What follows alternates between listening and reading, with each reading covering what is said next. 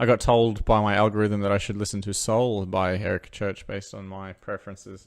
I'm like, no. Welcome to CDR. I am Bryn. This is Matt. This week, I have put Matt through hell again with the third of the trilogy album from Eric Church, being Soul, out of his Heart and Soul trilogy album. Yay. The 44-year-old out of North Carolina. Quick flashback to previous podcast. Why don't you just get Cass to edit in literally what you said for the last podcast? That probably will be it. Look, they went away for 28 days, wrote a song a day at least. That's right. He held them captive. Yep. Brought in new people, really set up a lot of tension and brought out new things out of all his musicians and himself, and just flex a lot of different muscles. Soul, Matthew. Yes, Bryn. Is not dramatically different. That's a bit dramatic. I would say it was the better album out of the three, even though we've listened to two. We got to stop calling it three because we'll never listen to. We will never listen to and the symbol. So yeah, this is easily the best of the two albums, no doubt. Yep. Heart really just playing with the heart, and then Soul kind of just bringing it out and going a little bit further. Maybe been a little bit more bolder and full. Well, I think they depart at times from the strictly country roots that Heart embodied, which I'm obviously a fan of, right? I'm happy. The more we move away from country, the better. Bringing a lot of blues.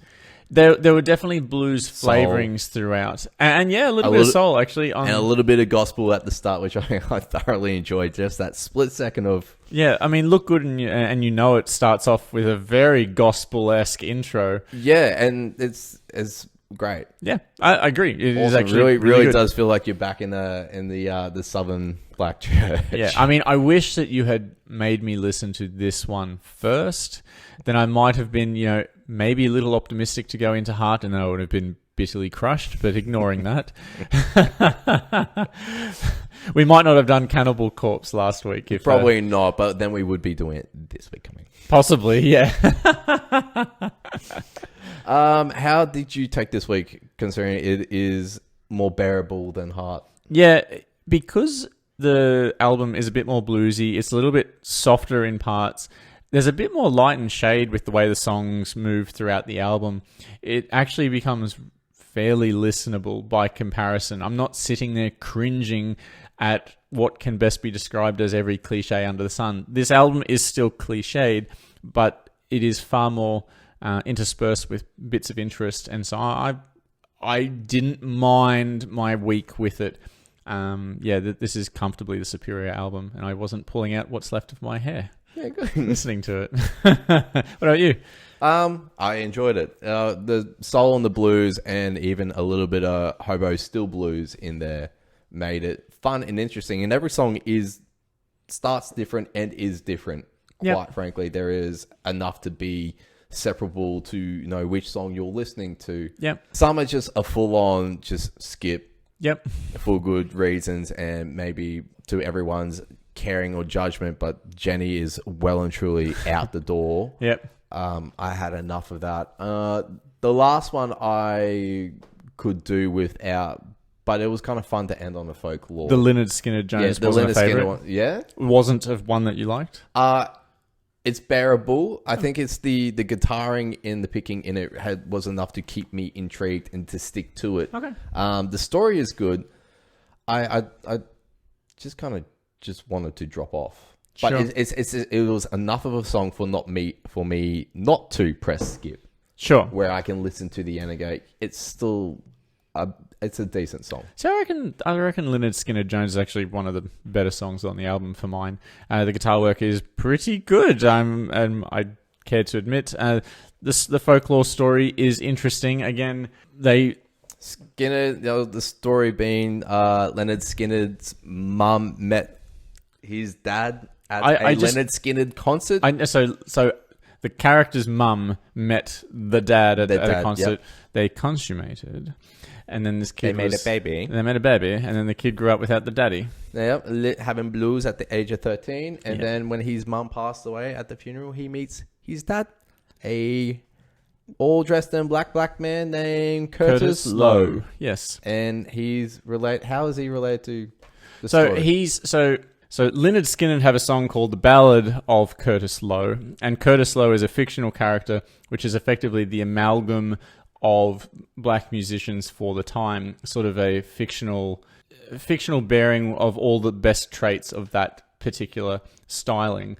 And so for him to turn up at the funeral is sort of definitely a tip of the cap to that particular track and generally to Lynyrd Skynyrd. So I didn't mind it. I thought it was a nice little interplay, and blink and you miss it. But that's the sort of stuff that I imagine fans enjoy because you can actually sort of sink your teeth into it a little bit more and get a little bit more out of the songs, which can sometimes otherwise just be about leaving home or getting a guitar.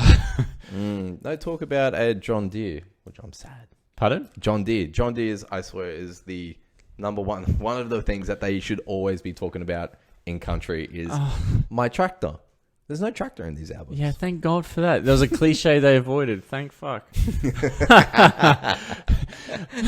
So what was the best part about this album? Not song necessarily, but what did you enjoy most about it? The best part I enjoyed about it. Yeah. Why would you listen to it ever again? I have a real soft spot for blues. Okay. I do have a real soft spot, and it's hard to sometimes find albums that are enough to tickle my fancy to keep me attached. Sometimes they just rinse and repeat with the same songs over and over, playing the same chords, same drum, same harmony, same everything in the background. Sometimes throwing in a harmonica or a trumpet, which is always cool. Throwing a cowbell sometimes. Yep. And this album is enough to keep, if I put it on, I'm willing to listen to it. Maybe because now it has a little bit of nostalgia to it with the fact that it's a part of the podcast. You can't use podcast nostalgia as a reason to listen to an album. I'm not done. I'm not done, Matthew. What would you like to do, Matthew? Don't fucking touch the chord, Bryn. That's what happened. All my beautiful singing is lost. Horrible. I got claps. I want claps again. I'm going to do it again. Never happened. Fuck you. Rock and roll found me. Rock and roll found me. So this blues intro picking was quite nice, and the singing was smooth. And I found this was a good intro. Maybe picking at some people's hearts and fond memories attached to certain songs, being American Pie, The Doors, Light My Fire, and Ode to Billy Joe. It makes a little appearance in there as well. Oh, yeah? Can't tell you much more than that besides it's a song about a man who jumps off a bridge committing suicide and how the families around them don't really talk about it. Cool. They kind of just blow it off. So that's why it's a bit of an ode. But there seems to be odes throughout this album. Also not throughout, at the end as well. Yeah, well, I'm glad you led with that point because the only thing I got left to add to that is that vocal at the end of the song that always makes me chuckle, right? Yep. The don't do that, kid. And like the flavoring of it is so strange because it just comes out of left field. And there's a spot later in the album where he does what I would interpret as like a joking vocal. So it was when he does that Kansas City, babe, which I think is from the Where I Want to Be. I can't tell if it's a joke or if it's serious and a weird mix and playing into the story. I don't know, but I don't know if I like it or not, but I laugh every time I hear it. And if it is a joke and he's just having fun, then yeah, it's applaudable. I mean, I prefer people to insert jokes into their songs. I'm down for that. I'm well and truly down for that. Yeah. Anyone insert a joke anywhere, it's worth it. Yeah, thanks for leading in with suicide talk, Brinny boy. Way to bring us down, Robin Williams. Next. Look good and you know it. This is just got that gospel at the start that really drives in. Everything is like sort of shaking and vibing, and then it just backs off. Yeah. It's like, you look good and you know it. Yeah, into like a real cruisy sort of track. I really quite like the deep male vocals on this track. Yep. for this whole song is just pretty much about being in a bar, seeing an ex walk in or an all fling walk in. You've burnt that bridge and now you're choking on just how amazing this person is. You're like, but you applaud them for being just so shockingly good looking, and they own it and they know it and they should be proud. She hot. Yeah, she's hot. And through this track, there's just these drums continuously playing. Then every now and then, I swear it's like a conductor. Like we've lost this part, but there's like a conductor. Don't reference it, Brinny boy. You just make it harder for Cass to edit. Sorry, wifey. So this song has got just this drums continuously playing throughout the song, and then every now and then they'll just be, give me a little bit of harmony, give me a little bit of electric, give me a cowbell.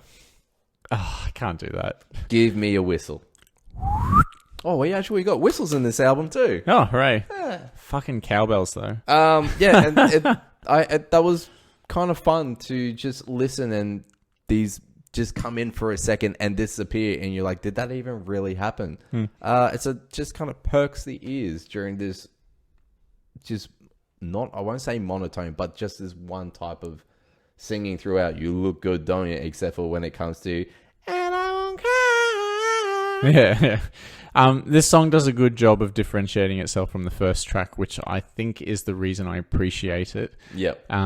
It starts a fairly healthy line of songs that deviate from each other in a way that is pleasing to listen to. So this track gets props, and I really quite like the soul intro and the swelling guitars and vocals. I think it's a good track. Yeah, I'm glad that you said something about them being different as well, because when it is you get to the second track and it is different from the first, you're like, oh, there might be, more surprises that come along. So compared to just having the same and then same again, you're just like, okay, so we know where we're going to go. Yeah, this is the quintessential going in to see a movie that you've been told is shit, and it being like, okay, and because you went in with lowered expectations, you get to enjoy it. And then when something you think is going to be amazing, you're like, that was actually fucking pretty average. Yeah. This is the former. So, what movies would that? We're way off topic for that segment. Next, yes. What's the next track? Bright Side Girls. I approve of this, and I reckon this is a sweet little karaoke song you can sing to your better half.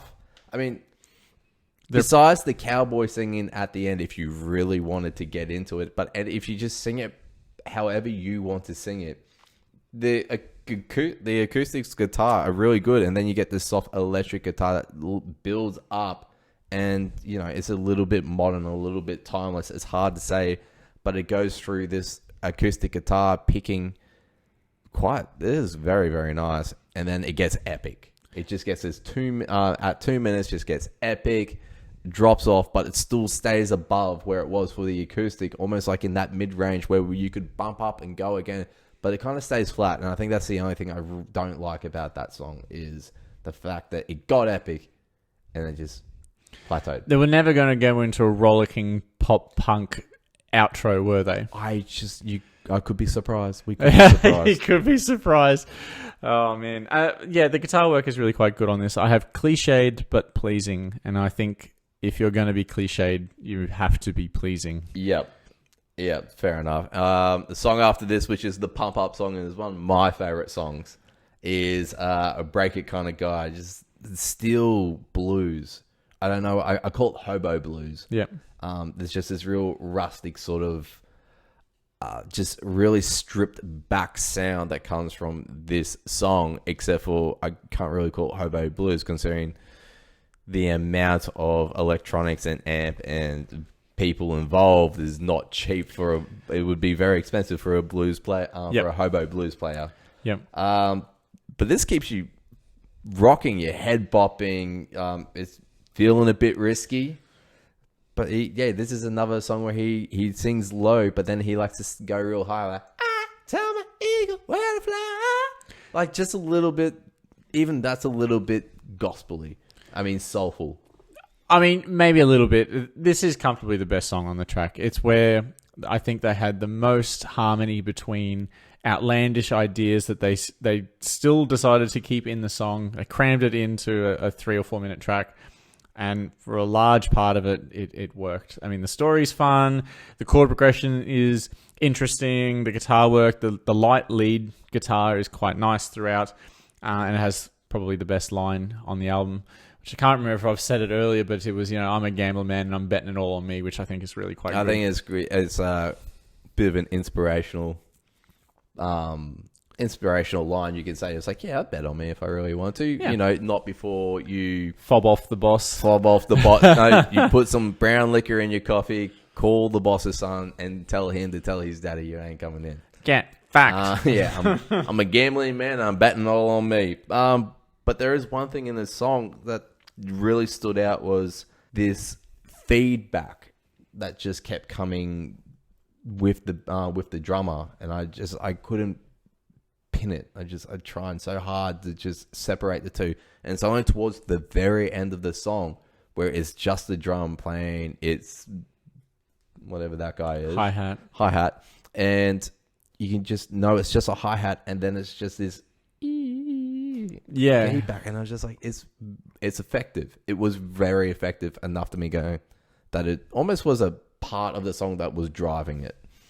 Yeah, so I mean, aside from like the fuzzy bass, you've got that what I would say is a light electronic pulse that sort of resonates in line with the bass to add to that driving flavor. Yeah, I mean, the electronic sound itself is a little bit dated, but I think the addition of it is good. Yeah, fair enough. Hell of a view.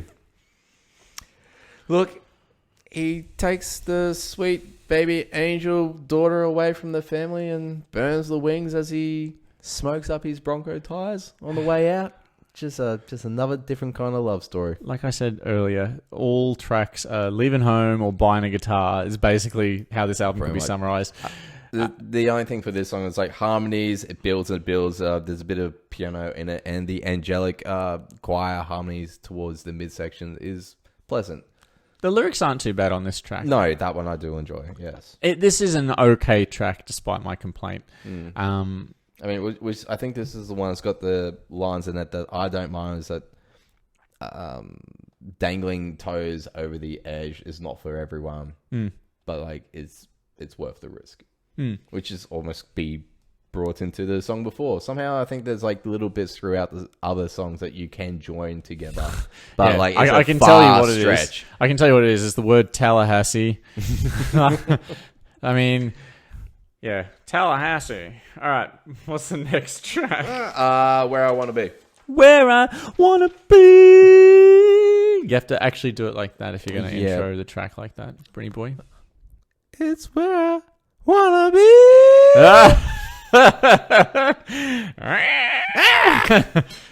Damn cats.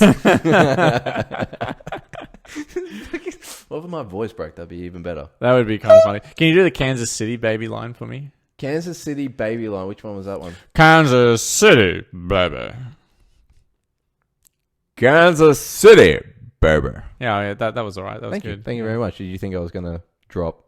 I didn't know what you were going to do. You're an enigma. Anyway, what did you think of the track? I'll take that as a compliment. Sure. Thank you.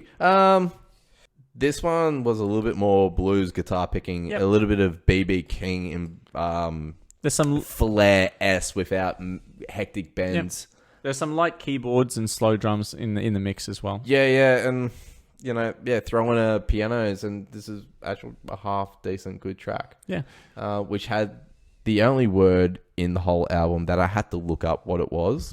Dripping like molasses. Yeah, molasses. I had no idea what molasses was. Those backing singers just must have some fun. Just like dripping like molasses. Like a moth to a flame.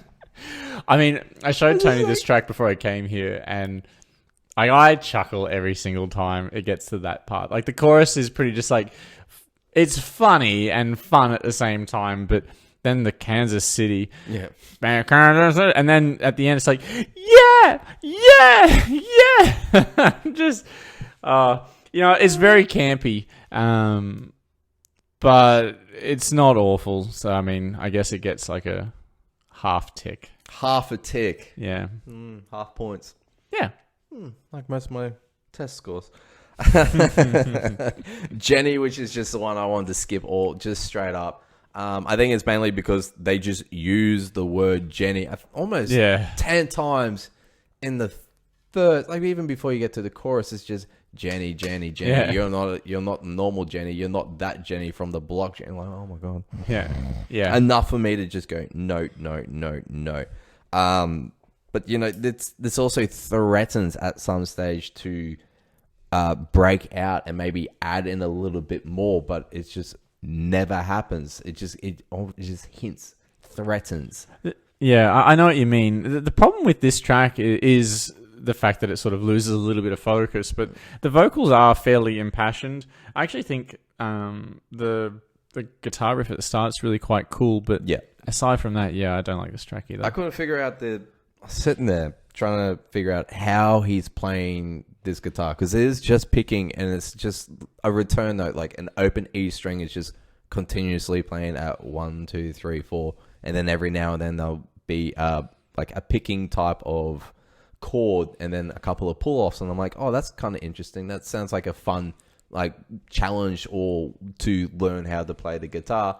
And then it just got a little bit hectic, and I'm just saying, how the fuck do you do this? And I'm just thinking, it's 2 guitars. I mean, that is also the takeaway, right? Is there anything you can do with one, you can probably do better with 2. Yeah, and they really did do it. And I'm just like sitting my head knocking, and like, how the fuck do it? I mean, sometimes you can do those sort of tricks with a single guitar. It's not so difficult as to be impossible, depending on obviously what's being played. But nothing on this album was like expert level difficulty, right? No. But that doesn't mean there isn't a finesse to playing easier stuff well. The guitar work throughout is very clean, very well articulated, and acoustic guitars are much harder to record than an electric guitar. You have so many other things to consider. With an electric guitar, you just have you have your mics and the setups, but with the acoustic guitar, there are a lot more ways to fuck it up. Let's just put it that way.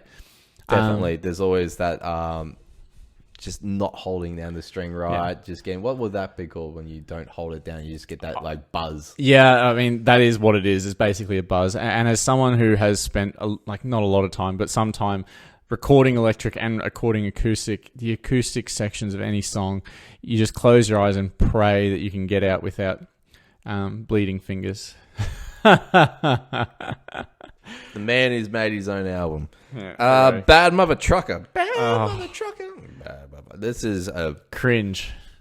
A filler.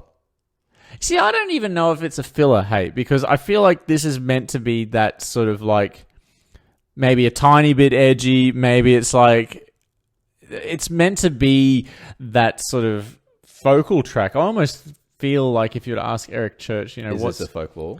No, I don't know if this is a folklore or if it's personal experience for Eric Church, because this song is about a badass woman, basically. Yep, a sweet-faced, badass 8-wheeler who's jet black, pink mud flaps, lightning in the pedal, thunder in the back. Who will drive past the boys and give them the sweet little smile, teaching Eric Church how to... teaching Eric Church RSPCT. Yeah. I think this is just quite a strong female role of a song. Just no one's been able to push her around. She just does whatever she wants, and she will teach you respect, and she will do it kindly with a smile. Unfortunately, the cringy title line, Bad Mother Trucker. Every time I hear him say it, I'm just like, oh, really? It's on repeat towards the end. Yeah, bad mother, bad mother, bad mother. I was like, yeah, cool. It's probably going to hit the hearts of some people, but not this one. No, I get the impression he wanted this one to be maybe a little bit edgier, instead it sort of comes off weird. Yeah. Yeah. And the last track, which is the folklore of Leonard Skinner Jones, which we spoke about earlier. We did speak about earlier as one of Matt's favourites. I'd say the second favourite on the album, and I think a good closer for what has been a fairly well textured album. Yep. By comparison to last week's, and that's probably the question I'd ask you: is how did you feel about the differences between heart and soul? What is there any sort of feeling you have towards that? What's your impression there? So I Look, I think the titles are quite relevant to the albums that the songs are on. Thematically relevant, I agree. The songs and the tracks in Heart just really don't get the whole body going or the whole just want to be involved. It's just like it's just a good kickstart. Yeah. And then Soul really does bring something out of you. I mean, you can't help but sing along to some of these songs or just be involved. I mean, and I know you don't like country, and look, I'm not a big fan either of Western or country. But when you just put that aside and you just get involved and just feel the music, you can sometimes just enjoy it and have a little bit. It's almost just try mocking the singing, and you enjoy it. But the difference in this case is they threw a bit more in. Yep. They tried to subvert the norms a little bit more than what they did on Heart. Heart was just out and out just a country album, whereas this, I feel like there are textures and flavors to keep it interesting throughout. There are some songs where you could argue isn't country. Yep. And I get in the context of it being Eric Church, it will be branded as such, but there are tracks there where you could close your eyes and not think it was that. And I think the album is richer for it. And the fact that it paces particularly well, and it doesn't feel stagnant track to track, even if there are tracks that are just burner tracks, right? Yep. I think it does a particularly good job. Whereas Heart, by comparison, it's just like, it's a loaf of bread compared to I don't know. The meal. Compared to, the full meal. Like Heart, I don't think gets close to Soul. No, I think Soul is the clear winner, and it is enjoyable. Won't be coming back to it any soon, but I will probably listen to it again. Like, I have no problem with this album. I like blues, and I do like soul. It does sort of bring something out of me where I can just, who fucking knows, just belt it back and just feel a little bit camp. Just feel a little bit campy. And you're allowed to feel that. It's just, it has to be interesting at some point. And thankfully, this album provided that. Maybe not in spades, but in enough doses for it to not be totally Biafran. Yeah. Okay. If you're going to listen to any of our country albums, out of the triple, this is the album to listen to. You can bother with Heart and the rest if you can get your hands on End. That's cool, but this is the album to go to for the country. Let us know if you like it. Matt, what is your? Do you want to hazard a guess? 4.5. Yeah, that's pretty close. I think 4.5 is about right.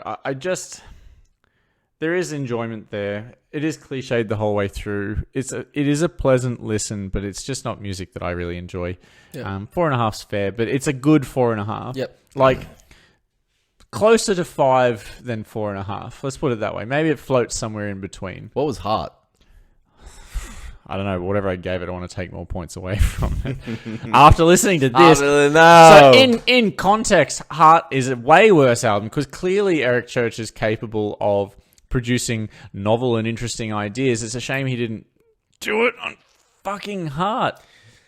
Fair enough. All right, so for a bit of blues and souls and a slight little bit of gospel. And actually a lot of country as well. Please a lot of country, but it's pleasant to listen to. Have a listen. Let us know what you think. Yep. Let us know if there's any information or fun facts that we do not know about. That's always fun. Also, stories about the artists and the band members if they're relevant and cool. Matt, next week. We need to go back to an album where there's going to be a little bit of comfort. This is the comfort food album. Yeah, choice. It's been a hectic 4 weeks. Well, yeah, what have we done? Megan Thee Stallion, 2 country albums, and a death metal album. What was ready before Megan? What was before Megan? I think it was the Skeggs. So, like, that was the point where I was starting to feel like we were just listening to too many just rock, and we had to change. Yeah. Whereas now I'm ready to go back to rock. And the reason is that like a band that I liked in my formative years has released a new album. I'm going to see if they're any good in today's day and age. It's The Offspring, and the album is Let the Bad Times Roll. Bad Times Roll. This is going to be very interesting. It's been a long time since I've heard Offspring. So just as a very quick bit of background, their last album I didn't think was particularly good. The one before it was okay, and then the album before that was literally released 18 years ago. So they haven't released a ton of new material over the last 20 years. Let's put it that way. I think Offspring's more of a producer than anything else because No way. I can't. If that's true, I've missed the boat completely on that. They're just enjoying life. I think the story Don't you realize? that I heard, Like, they made original Prankster. They made a fuckload of money. they did make a lot of money. I think that's some sick. That album, which was the album that you really, really enjoyed? I mean, Conspiracy of One and Americana were both really good albums. I would say they were equal in my eye. Maybe Americana if I push come to shove. Okay, fair enough. All right, we're off topic. We'll talk about this next week. Happy days. The CDR. We're going to listen to Offspring next week. Later. Boy. All right, Offspring. 24 minutes, even that bad boy.